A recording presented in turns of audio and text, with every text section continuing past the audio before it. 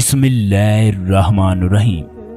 दोस्तों, दुनिया की तारीख का सबसे बड़ा जुल्म करबला के मैदान में हुआ, जहां शहीद होने वाले भी अपने थे और शहीद करने वाले भी अपने थे। यजीदी फौज इमाम हुसैन को झुकाना चाहती थी, मगर वो इमाम हुसैन को झुका ना सकी। वो हक व बातिल का फ़र्क मिटाना चाहती थी, मगर वो इस फ़र्क को मिटा ना सकी। करबला के मैदान में हर तरफ चीखो पुकार जारी थी। ना सिर्फ इमाम हुसैन का पानी बंद किया गया, बल्कि छोटे छोटे बच्चों को भी पानी पीने की इजाज़त ना थी। यजीदी फौज ने 3 दिन तक हजूर अकरम सल्लल्लाहु अलैहि वसल्लम के ख़ानदान पर पानी को बंद किए रखा। 10 मुहर्रम का दिन वो दिन था जब हर एक को शहीद कर दिया गया। उस वक़्त इमाम हुसैन तन्हा रह गए। उस दिन आसमां भी रो रहा था, जबकि ज़मीन भी तड़प रही थी। उस दिन फरिश्ते भी आ गए। जिन भी इमाम हुसैन के पास आकर कहने लगे, हुसैन इब्ने अली, आप हुक्म करें। आपने कोई जवाब ना दिया। इतने में दुनिया का एक हसीन बच्चा रोता हुआ झूले से गिरा। बीबी रबाब ने इमाम हुसैन को बुलाया, हाथ जोड़कर उनसे अर्ज करने लगी, आपके बच्चे को प्यास लगी है कोई इस गरीब की मदद करने वाला। इमाम हुसैन अली असगर का माथा चूम कर फरमाने लगे, रबाब, मैं असगर को पानी पिला कर लाता हूँ। इमाम हुसैन ने अली असगर को अपने हाथों में उठा लिया और मैदान करबला की तरफ चलना शुरू कर दिया। इमाम हुसैन यजीदी फौज के पास जाकर कहते हैं, तुम्हारी लड़ाई मुझसे है, लेकिन इस मासूम बच्चे का क्या कसूर है? ये 3 दिन से प्यास से तड़प रहा है। इसको चंद घूंट पानी पीने के लिए दे दो ताकि ये अपनी प्यास बुझा सके। लेकिन इन जालिमों ने पानी ना दिया और कहने लगे, ए हुसैन, पानी तुम पीना चाहते हो, लेकिन नाम इस बच्चे का लगा रहे हो। शिमर ने कहा कि अगर ये बच्चा खुद हमसे पानी मांगेगा तो हम पानी देंगे। मौला हुसैन ने अली असगर से फरमाया, ए मेरे जिगर के टुकड़े, अपने नाना की उम्मत से पानी मांग। अली असगर ने अपने लब हिलाए और बोला, ए लोगो, मैं तुम्हारे रसूल के गुलशन का छोटा सा फूल हूँ। मेरी रगों में तुम्हारे नबी का खून बहता है। मैं 3 दिन से प्यासा हूँ। बस ये अल्फाज बोलने थे कि उमर बिन साद ने आवाज़ दी कि कहीं फौजी यजीद बगावत पर उतर ना आए। ए हुरमला, तीर चला। जिन तीरों से जानवरों का शिकार किया जाता है, हुरमला ने वो 3 तीर निकाले और निशाना लगाकर अली असगर पर चला दिए।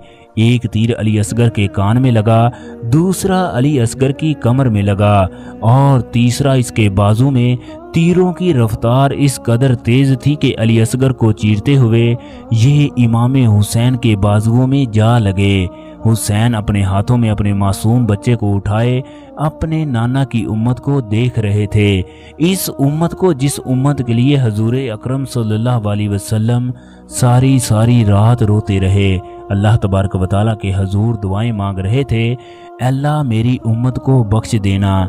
लेकिन आज ये उम्मत हजूर अकरम सल्लल्लाहु अलैहि वसल्लम के नमाज़ों को पानी का घूंट तक नहीं पीने दे रही थी और पानी का घूंट मांगने पर मासूम बच्चों को शहीद कर देती है। जनाबे इमाम हुसैन अली असगर का खून ज़मीन पर गिराने लगते हैं तो ज़मीन चीख उठती है कि ए इब्ने अली, इस मासूम नाहक का खून मुझ पर ना गिराएं, वरना मैं क़यामत तक अपने अंदर से किसी भी किस्म का इनाज नहीं अगाऊंगी।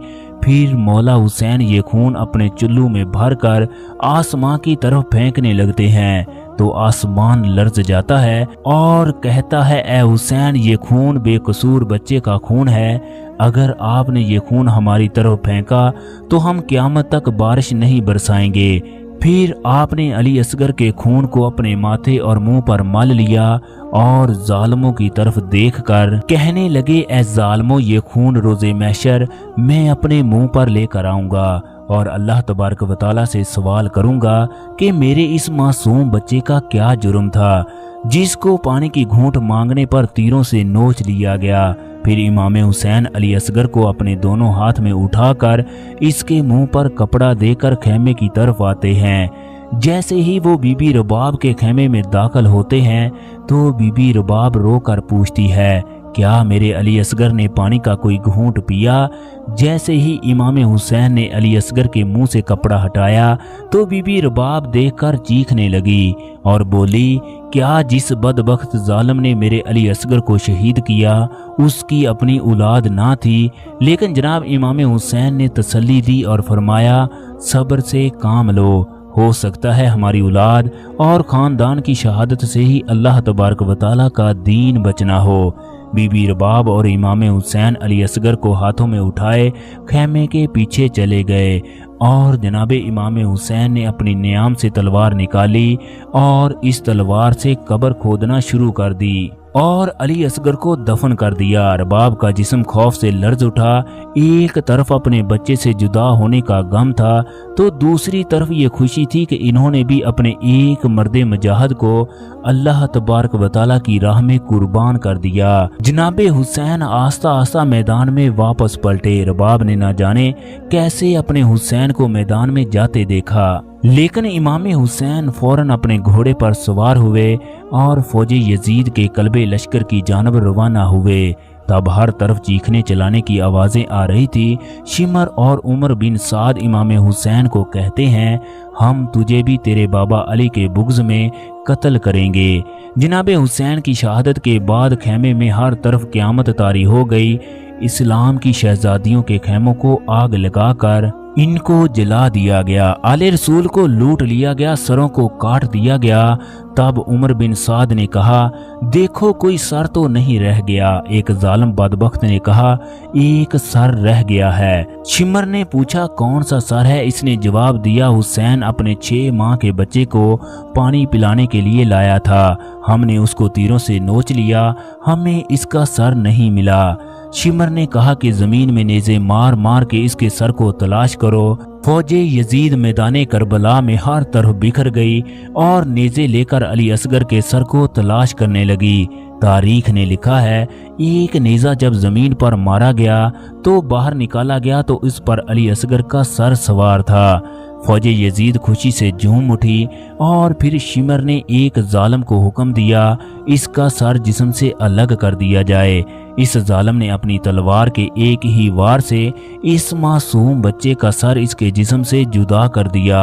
ایک ماں نے جب اپنے بچے کے ساتھ ایسا ظالمانہ سلوک دیکھا تو مدینے کی طرف منہ کر کے فرمایا، اے اللہ کے رسول، دیکھیں آپ کی امت نے آپ کے خاندان کے ساتھ کیسا ظالمانہ سلوک کیا ہے۔ اس طرح آپ صلی اللہ علیہ وسلم کے نواسوں اور آل اولاد نے کس طرح اپنی جان کی قربانیاں دے کر آپ صلی اللہ علیہ وسلم کے دین کو بچایا۔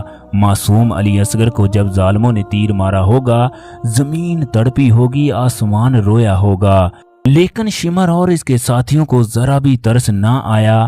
پاس ہی سمندر رواں تھے، دریا رواں تھے، لیکن پانی نہ پینے دیا۔ ان کے قریب پانی کی لہریں آتی رہیں، لیکن پانی کا ایک قطرہ بھی نصیب نہ ہوا اور اللہ تبارک و تعالیٰ کی راہ میں جام شہادت نوش فرمایا۔ سلام ہو امام حسین پر اور آل رسول صلی اللہ علیہ وسلم۔